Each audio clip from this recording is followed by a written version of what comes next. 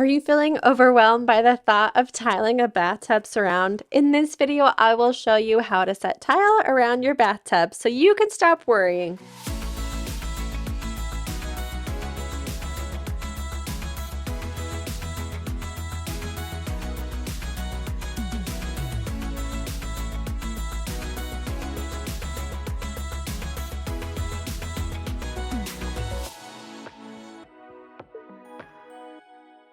Now, before just jumping into tiling, you do need to determine what kind of layout you want and how you want this on your tile. So lay out your tiles and start deciding where it's gonna sit best on your actual tile area. Then you'll be ready to mix your thin set.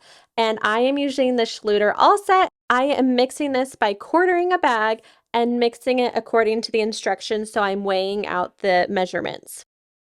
I want to quickly note here too that I am either halving this or quartering this always, because I'm using a quarter when I'm setting the tiles because of the dry time. I find that I can apply enough tiles with a quarter of a bag, but if you use more than a half of a bag with a regular drill, you could overheat your drill. So just keep that in mind when you're using this. That's why you want to cut it back and not use so much thin set when you're mixing it with this type of drill. You're just going to use this paddle attachment on your drill, pour the mix into the water, and start mixing it according to the instructions. And normally you're going to mix for so long, let it sit, and then mix it again.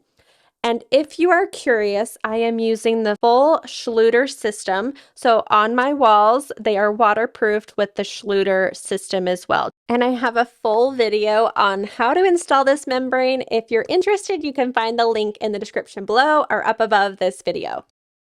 After the thin set is all mixed, you're ready to install your tiles. In my case, I am doing my window first because I need to make sure this is waterproofed. What I'm using here is the Schluter Fix. I'm putting it on the threshold piece that I'm using, on the outside edge and on the joint seams, and they're 45-degree joints that I'm using here. I'm putting I'm using thin set to adhere it to the area, and then I'm just all setting it into place.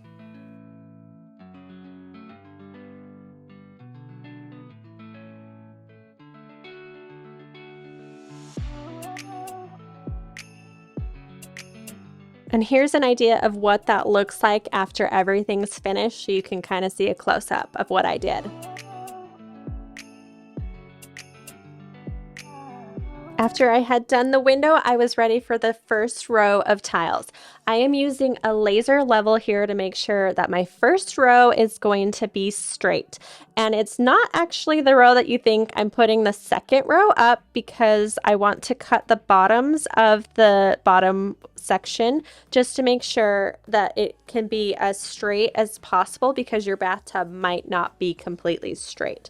And so I am using a half a piece of that first tile. I'm using spacers, and these are 16-inch spacers to space between the tiles and the bathtub itself. And so I'm just going to apply thin set and apply a backing to the tile itself. This is going to make it adhere better to the wall. And then I will keep doing this and for the rest of the space until I get to the point of where I need to cut the first tile. Something else that I learned in previous tiling jobs is that as you press the tile in, your thin set might seep through the grout lines. So I have a grout remover tool, that little yellow thing that I grab occasionally to clean out the grout lines. This will help you so much when you go to actually grout. Once you get to the end of the row, you're going to use your tape measure and measure the distance from the wall to the tile, and you will want to account for the gap of the space. So in my case, I'm doing a 1/4 inch to allot for that 16-inch. Then you'll take it to the saw and you will place the saw blade so that it is aligned with that mark. You want to make sure that you're cutting it where you want to cut it against that mark, whether it's off to the side slightly or right on. In my case, I like to cut it right on, and I take it to my wet tile saw and cut the piece. Then you'll wipe off the tile and install it into place. And you're going to continue this process for your whole shower walls.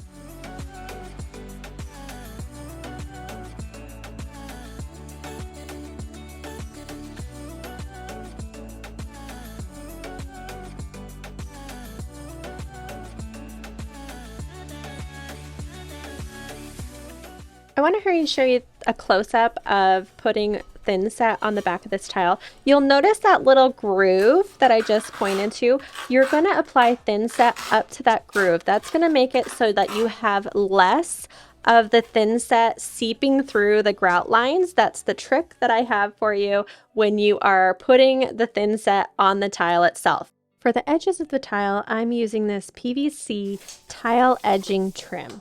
And the way it works is you will measure the distance from the floor to the ceiling, and then you're going to cut it with some tin snips is what I used. You can also use other things as well, but this will give you a nice edge to your tile, so that it'll give you a finished edge.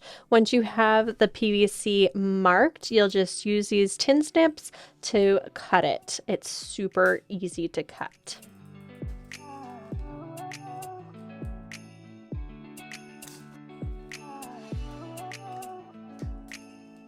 After I cut the piece, I want to make sure that it will fit in the space, and I'll make any adjustments if needed.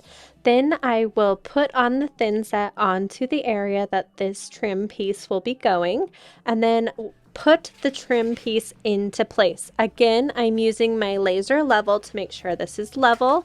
Once I have it set, I will push it into place. Then I'll use a taping knife to smooth all the thinset out and remove any excess.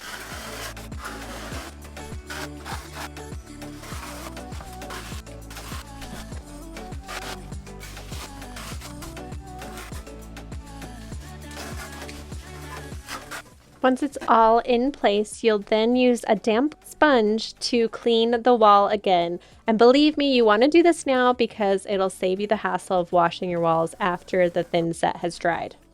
And just in case, I did pull out a level to make sure it was level. Now let's talk about those areas where you have pipe fittings coming out or corners that you need to cut with the saw. So we're first going to talk about these corners, but also square cuts work the same way, and I'm going to show you with this scrap piece of tile. But first, make sure you put on your safety glasses, very important whenever you're using a saw. So the first cut will be along the straight line, the straight edge, and you're going to do that on both sides. After you have both of those cuts done, you're going to move your tile slightly to one side and start cutting in between those areas. And you'll just keep doing this until you have lots of little cuts in between. Afterwards, you will flip the tile around and do the same thing on the back side of the tile. You're going to do this because the way that the saw is, you won't get a straight cut to the line that you're trying to go to. So if you flip it around and go past that area on the back side, it will give you a perfect cut along that line. Then you'll remove those little pieces that you just cut. You will adjust the saw. There are different ways to do this, and this is the way that I had because of the saw I was using. Just be careful, and you will slightly cut these areas to give you the rounded edge. Now, if this seems a little scary to you, they do have pliers that you can use to cut the tile at these angles. So check those out if you are interested. Now, cutting that way only works at an edge. So for the middle of a tile, if we have to cut a circle, we are going to use this diamond bit. And this is the first time I've used it. And oh my gosh, I had issues. Look at that. It does not want to hold still. So I tested it on the back side. I had the same issue as well. And ultimately, the best method is to pre-drill a hole. Probably using wood would be the best option, and then using that as a template. I am not doing that in this case because this is my template that I'm creating. And so once I did get it all done and broken through, then I had my template to use on the actual tile piece that I will be using. And so this went a lot smoother than that first time once I used my template. And here we go. It's a beautiful cut piece. I then checked the fit of this piece and the other pieces just to see if we needed to adjust anything, and we were good. After all the tile pieces are installed and have cured for 24 hours, you can then remove those spacers, and it's super easy to do. After the spacers are done, you're then ready to clean the tiles and install grout. And if you're curious, I do have a video on each of those, so find the link in the description below. But here's our finished bathroom.